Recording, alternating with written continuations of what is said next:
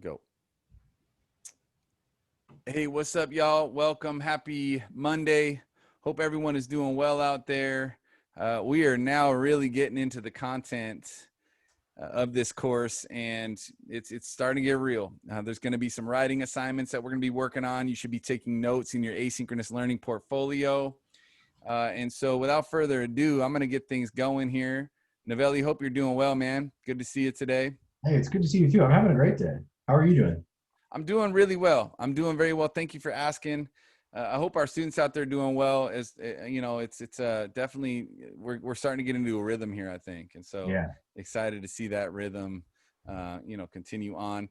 For those individuals out there that are looking at your asynchronous portfolio right now, I just really quickly want to draw your attention to the table of contents. I'm going to throw this up on the screen briefly before we get going. Table of contents. If you click down here where it says emergence of authoritarian states conditions on your own asynchronous learning portfolio, you will see a spot for you to take your lecture notes. Okay, so we have conditions, economic factors, social division, impact of war, weakness of political systems. Some of what we're going to cover today is on the impact of war. Again, this is optional. If you want to take your notes in your own notebook or you have a different method that you've been using, feel free to do that. Just wanted to show you where in the ALP you can take those notes for a nice organized location. Nabel, you got anything to add there? Were you attempting to share your screen? Yeah, is it not? I'm You not couldn't seeing see it. that? No, You didn't see the notes I just put up? I don't see them right now. What do you see right now? Just our beautiful faces. But you, I'm on screen share right now. Oh, okay. Well, that's on me then. It's just you. You don't see our screen right now. Oh, I got it now. Sorry. Ah, fair Student, enough. my mistake. Okay, there we go. Thanks for the heart attack. But here we go. This is the world we live in now. Uh, Look, we believe firmly that we need to be reminded more than we need to be taught. This is something we do believe it's important to go back, remind ourselves of things. Some of what Novelli's group is going to see today will be review. So if you'd like to get the review, you can stay here and watch this video. You can also fast forward to where we have indicated in the notes for you in our assignment where you can fast forward to if you were in Novelli's class. If you're in my class, that's not going to happen. We got to cover some things that were already covered today. And so we're going to look at the impact World War I had on Hitler, as well as the myriad overarching theses that Kershaw has about the rise of Hitler. So here we go. This is Hitler's experience in the First World War. He served in the German military. Side note for those of you in my class, we did not get to the slide today. Hitler snuck into Germany. He was an Austrian citizen and was fleeing service in the Austrian military when he escaped into Germany, into Munich. And so when he enlisted to serve in the First World War, he enlisted illegally. He was not a legal German citizen.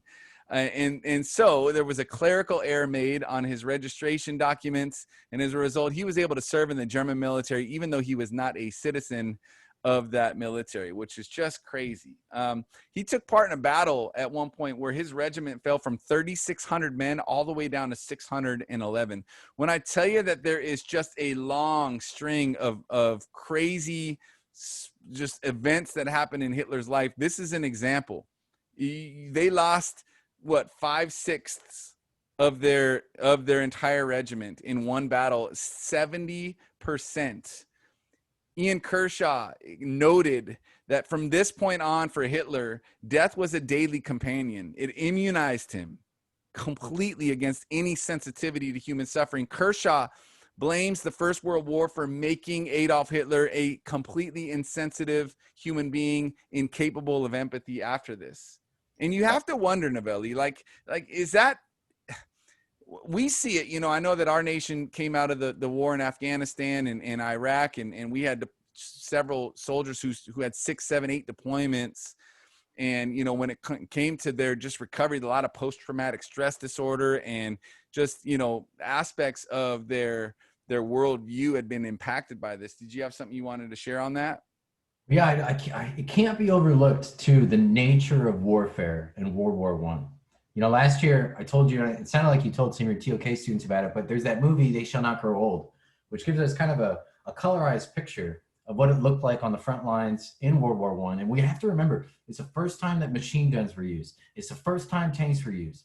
It was rampant trench warfare, which is the most disgusting conditions. Inhumane. It's hard to fathom what life would have been like. You had poison gases, okay? Bodies everywhere. I mean, the amount of horrific images that any soldier would be subjected to if they were lucky enough to even survive the war, I don't even know if we can really truly comprehend it. We So can. obviously we know Hitler was a depraved individual, but there's no question it was further compounded by the fact that he was exposed to the depravity that was World War One. Yeah, and let's look. He's at war. His fellow soldiers referred to him as the artist, and they started to realize and notice that he received no mail, no parcels, even at Christmas.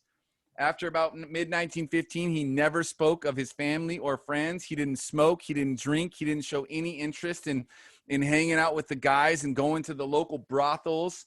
He used to sit for hours in a corner of the dugout, and he would just read or be stewing, right, brooding. On August 4th, 1918, he received the Iron Cross First Class, which is a rare achievement for somebody with the low rank of corporal. And he received this from the regimental commander, Major von Tube. I don't even know how to pronounce this. How did you give it? What'd you go with? I skipped it. Tubuth. I go with Tubuth.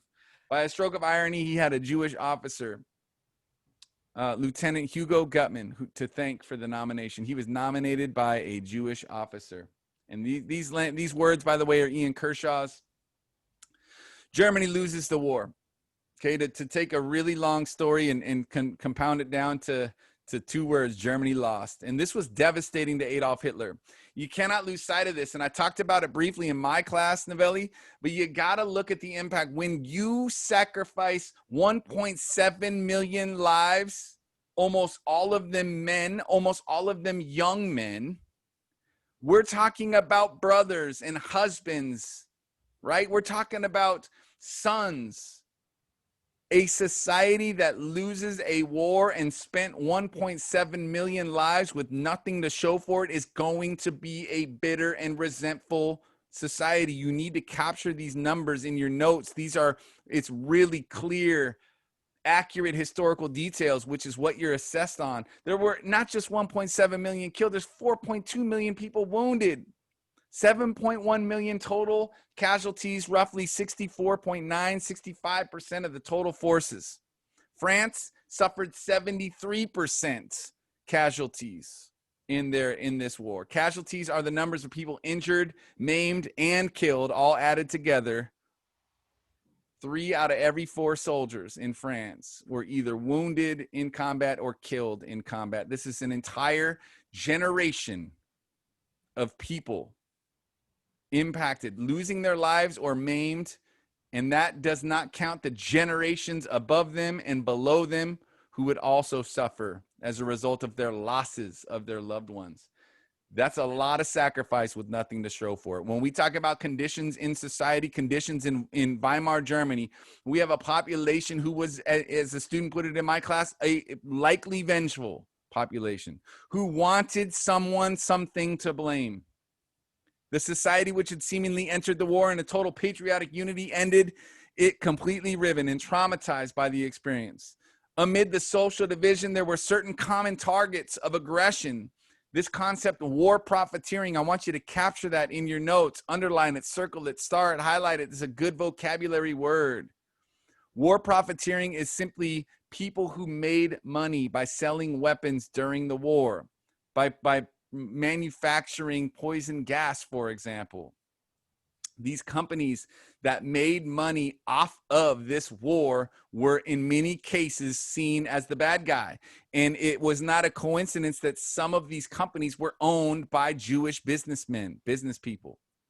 And so this was a theme that Hitler, when he begins to really advocate against what he called the November criminals, the government that signed the Treaty of Versailles, which we'll be talking about next week, he saw them. This was his theme. This we need to villainize these war profiteers. And in the Munich beer halls, what people would do is they'd get together, they'd drink beer in Munich. They had these massive venues, and you could stand up and argue as loud as you wanted, and people either loved you or they hated you. And this theme of war profiteering was an early theme that Hitler spent a lot of his efforts talking about and sharing his opinions of with others. And this was a dog whistle, what we call a dog whistle, meaning it's not in and of itself an inherently racist or xenophobic thing. However, the people who want to hear it as racist and xenophobic, it sounds like a wink and a nod to them. That's how dog whistles work. They call it a dog whistle because it's something only a dog can hear. A dog knows you're blowing that dog whistle, but that's the only person who knows. And you can always deny that that's what you meant. That's what makes something a dog whistle is you can deny. I wasn't talking about that. I'm talking about business owners, not Jewish people, right? Thus, you have that plausible deniability, that very believable outlet, that escape route for yourself. His own words and what he stated, and this is in Mein Kampf, he said, I could not stand it any longer. It became impossible for me to sit still 1 minute more. Again, everything went black before my eyes. I tottered and groped my way back to the dormitory, threw myself. This is when he found out that they lost, when he found out that they were defeated. I threw myself onto my bunk. I dug my burning head into my blanket and pillow. Since the day when I had stood at my mother's grave, I had not wept, but now I could not help it. And so it had all been in vain. Did all this happen only so that a gang of wretched criminals could lay hands on the fatherland? Who are the wretched criminals? Say that one more time. Who are the wretched criminals? The Weimar Republic, the government that signed the Treaty of Versailles. Right? Yeah. So Kershaw's primary thesis, and this is his exact words, I want you to capture it, because an element of your writing in history that's really going to take you to that level 6, that level 7 out of 7 in IB is your ability to cite historians and really capture their perspectives and then interact with those perspectives. Don't just name drop. You want to talk about the extent to which you agree with those perspectives. And much of what we're going to be using is Ian Kershaw's. When we get into economic factors, we're going to look at an economist perspective. But Kershaw's primary thesis is that the First World War made Hitler possible. It didn't make Hitler, but it made him possible. Kershaw believes that the impact of the First World War is really one of the primary elements that contribute to the rise of Hitler. Without the experience of war, he says, to justify, this is his analysis, which in writing is very important. You follow up a bold claim with analysis. He says, without the experience of the First World War, the humiliation of defeat, the upheaval of revolution, the failed artist and social dropout would not have discovered what to do with his life by entering politics. Without the trauma of war, defeat, revolution, without the political radicalization of German society that this trauma brought about, the demagogue, Adolf Hitler, would have been without an audience for his raucous, hate-filled message. I like to tell kids all the time, if you took Adolf Hitler out of Germany, unplugged, programmed him to speak English, plugged him in the United States of America in the days following the First World War and had him believe and argue all of the things he argued in the 1920s, people would have looked at him in this country and said, why are you so mad, bro? What's your deal? Why are you so angry? And you know what they follow it up with? We won the war. I don't know why you're so upset. Right? Thus, the impact of war, significant condition. So if that wasn't clear enough, there's more. The legacy of the lost war provided the conditions in which the paths of Hitler and the German people began to cross. I talked to you earlier about Karl Marx's statement that men in history can make themselves, but typically it's the conditions that are imposed upon them that are required. This adds to it. Take these words, underline them, circle them, star them, highlight them. The legacy of the lost war provided the conditions in which the paths of Hitler and the German people began to cross. Without the war, a Hitler on the chancellor's seat would have been unthinkable. These are Kershaw's words. Hitler did not rise as a result of his personality.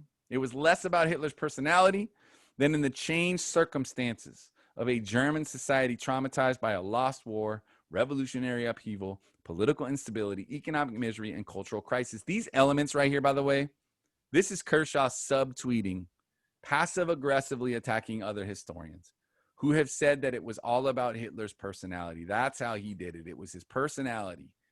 It was his charisma. It was not other factors like, the failure of the First World War. Kershaw says at any other time, Hitler would have surely remained a nobody. He said that after the First World War, a symbiotic relationship, you may have heard the term endosymbiosis in your IB biology class. If you have not, make sure you bring that up with Mr. Woodbury. Bring it up with him. Say, yo, Woodbury, what's up with this endosymbiosis thing Slater said in class? He called it cellular imperialism. What is that?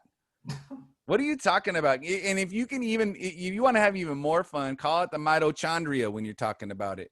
Endosymbiosis, when the mighty mitochondria basically colonizes other cells and takes the mitochondria with them. And it's pretty fascinating stuff. I call it cellular imperialism. Woodbury hates that. So make sure you bring that up.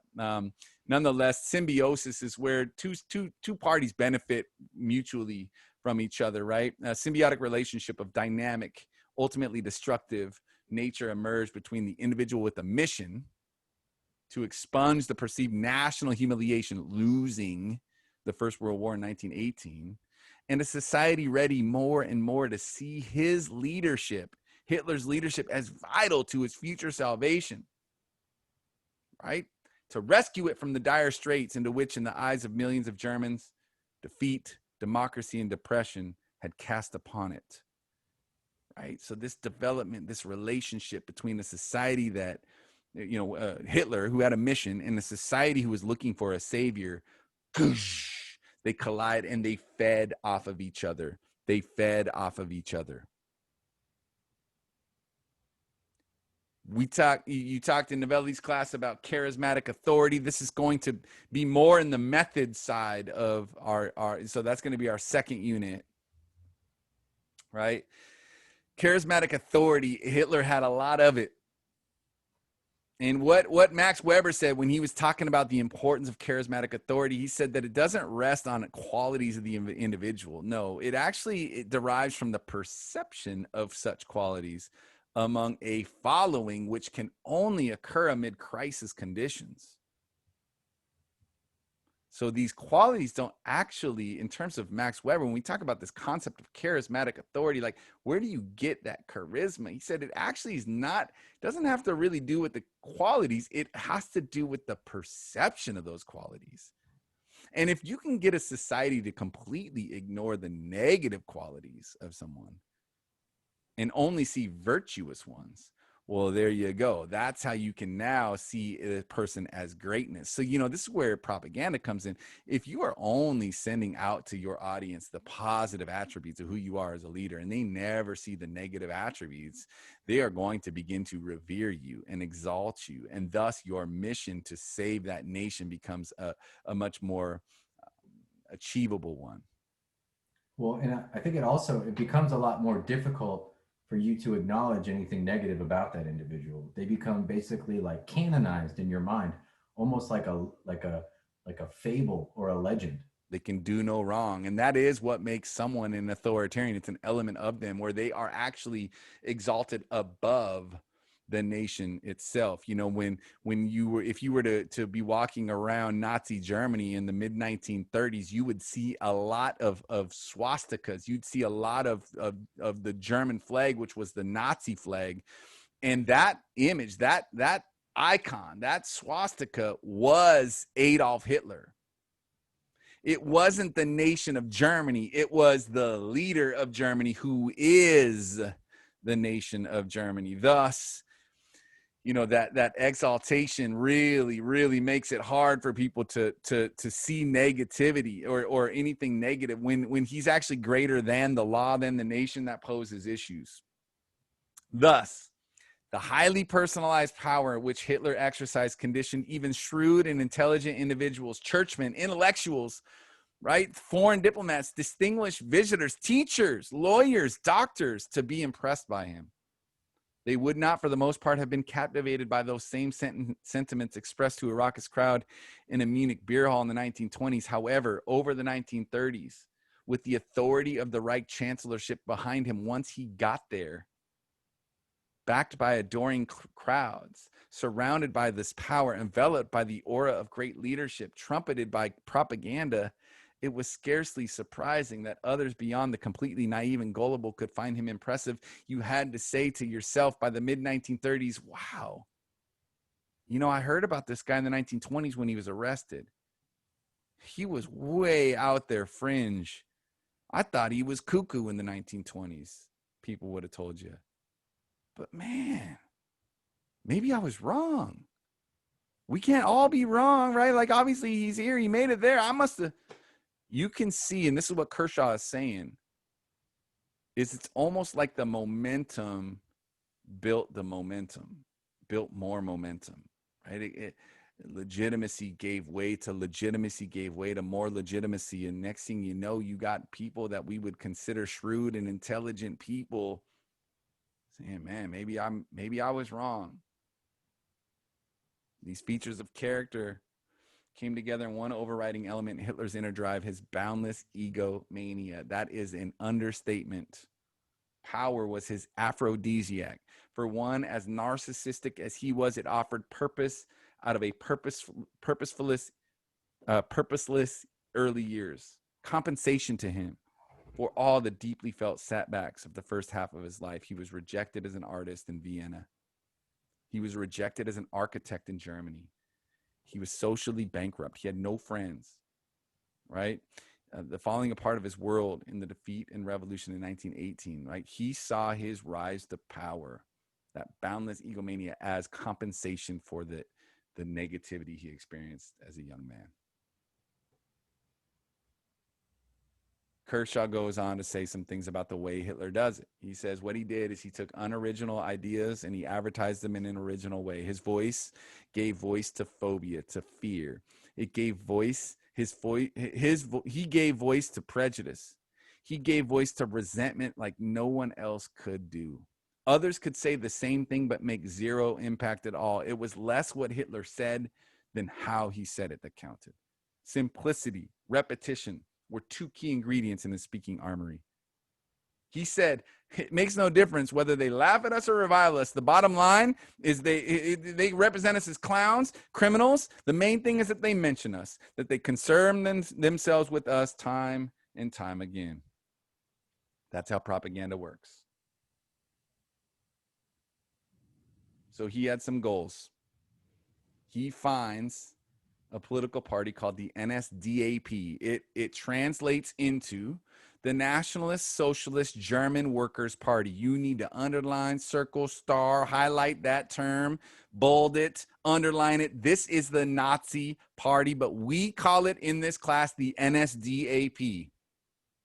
We don't call it the Nazi party. We call it Nazism ideologically. But the NSDAP is what we're going to refer to it in our writing because that is the academic way to refer to this party. He had goals.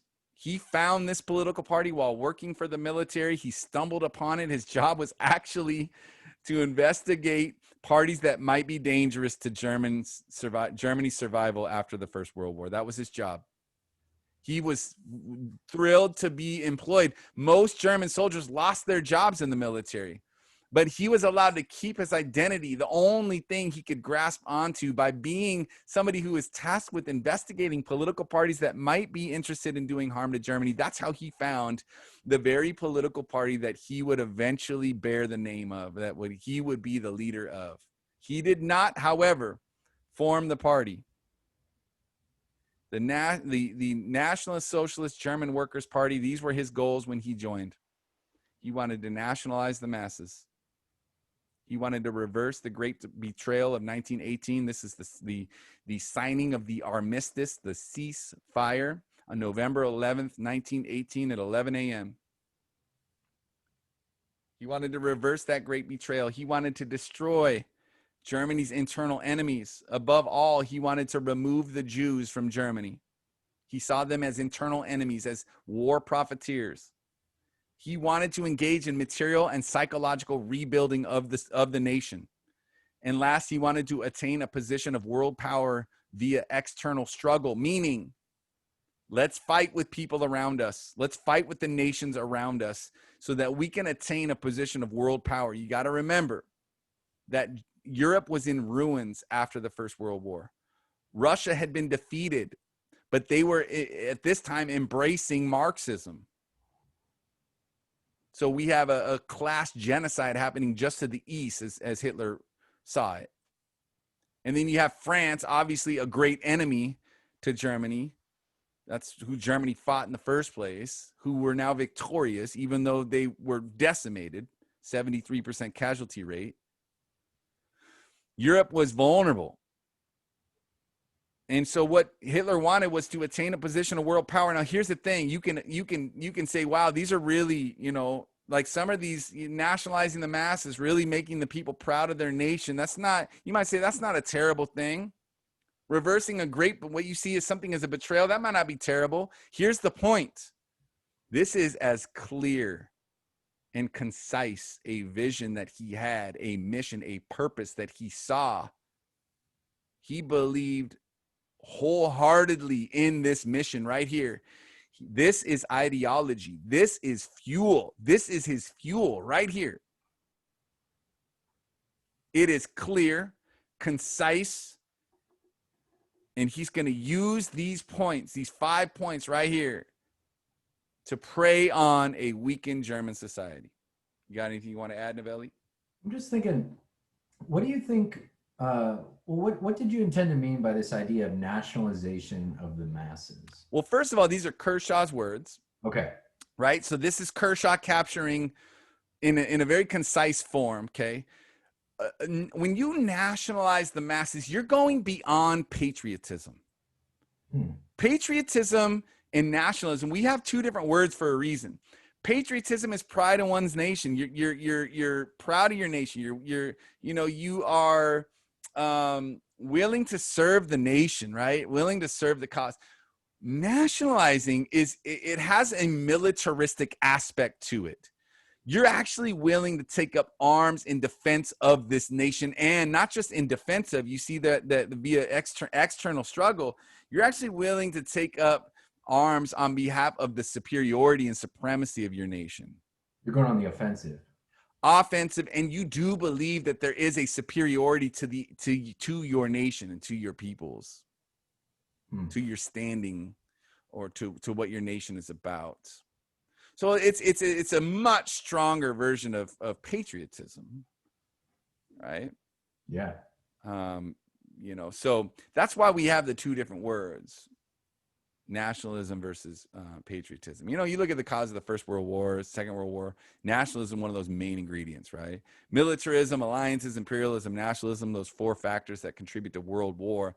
Nationalism, that belief, you can see any nation that joined in, they believed they were superior. Look at Japan, World War II. I mean, think about what had to be going through their minds for them to believe that attacking the United States of America on December 7th, 1941 at Pearl Harbor would be a great idea, right? You have to believe that you are a superior nation, a nation capable of conquering even the strongest, one of the strongest nations on the planet at that time. That takes nationalism. Right? That belief in superiority and that idea that we can mobilize our masses by making them proud enough and excited enough to grab a firearm, grab weapons, and join the cause. And it would take some pretty strong ideology to believe that nationalism can be achieved. Correct. And again, when we go back to these ideological aspects, look at the fuel, reverse the betrayal, reverse the failure in the First World War, the signing of the armistice in November 1918, and the later signing on June 28th, 1919 of the Treaty of Versailles. He saw internal enemies, members of society that wanted Germany to fail.